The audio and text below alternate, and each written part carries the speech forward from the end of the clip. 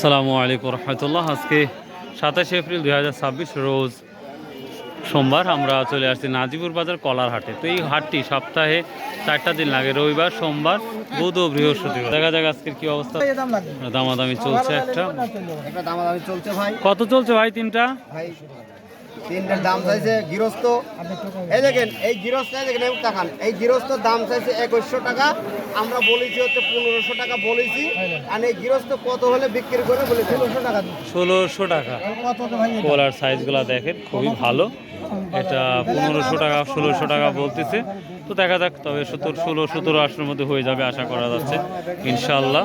আমরা দেখব। প্রিয় দর্শক, 1800 টাকা পর্যন্ত বলতেছে, তা এখনও দেয় নাই। তো দেখা যাক। কলার আমদানিটা ভালো দাম বলছে ভাইয়া। কত বলছে? 3000 টাকা সবগুলা। কয়টা আছে? 5টা। 3000 না? বাচ্চা। এখানে আমরা একটা বড় কলা দেখতে পাচ্ছি প্রিয় দর্শক। বড় মানে খুবই বড় কলা। জানেন এটা কত টাকা বিক্রি হয়েছে?